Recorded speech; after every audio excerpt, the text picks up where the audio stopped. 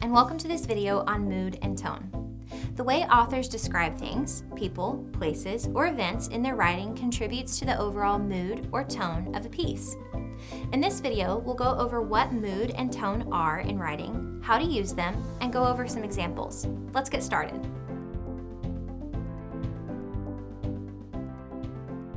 First, let's talk about tone.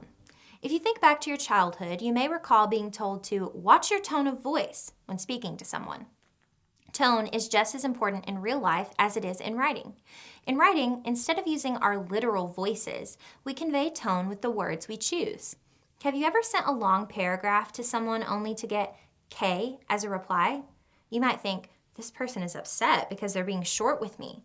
This is an example of tone. Even with this one letter, their tone seems dismissive and angry because they are so terse.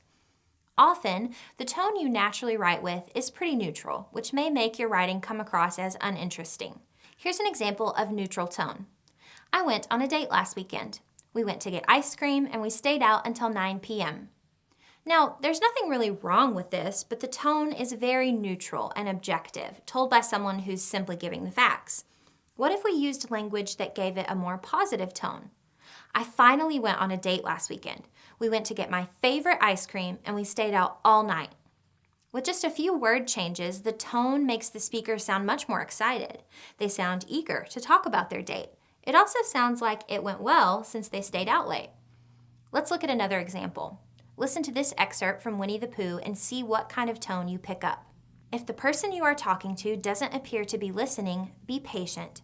It may simply be that he has a small piece of fluff in his ear.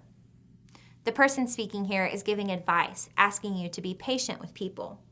They seem to be speaking a bit formally, though they give you a funny reason as to why you should be patient with people who don't seem to listen. Obviously, this advice is from the perspective of a stuffed animal. Knowing this, you could say the tone is understanding, kind, and perhaps even childish. The other element we're going to talk about here is mood, which you need tone in order to create. When we describe our mood in everyday life, we may say we are happy or sad or anything in between. When we are reading a piece of text, the words used, including the tone, can convey a mood that the reader can pick up. For example, a Dr. Seuss book will probably convey a joyful or playful mood to the reader, while a Harry Potter book might give off a mysterious or adventurous mood. Mood in writing is how the author's words create an atmosphere or overall feeling of what is happening in the text. Let's look at an example from The Raven by Edgar Allan Poe.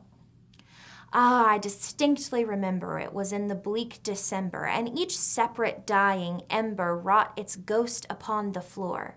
Eagerly I wished the morrow, vainly I had sought to borrow from my books surcease of sorrow, sorrow for the lost Lenore.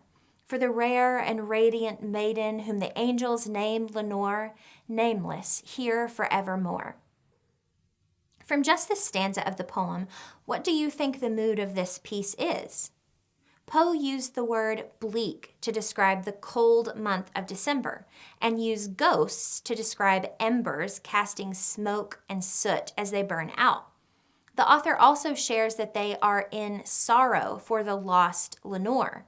It's probably safe to say the language in this poem evokes a dark and mysterious mood by describing a somber and frightening experience.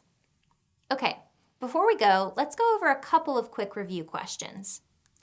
Number 1, the man stormed out of the restaurant, enraged that the service was taking so long. Which of the following best describes the tone of this sentence? A, casual, B, optimistic, C, nervous, or D, angry? The correct answer is D, angry. We can tell pretty quickly by the words stormed and enraged that this sentence has an angry tone. If we were to neutralize the tone of this sentence, it would sound like this.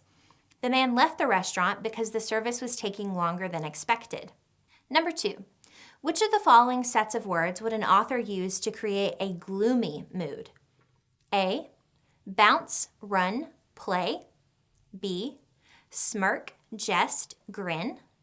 C, dark, cold, rainy. Or D, bold, bright, brisk. The correct answer is C, dark, cold, and rainy. That's all for this review. Thanks for watching and happy studying.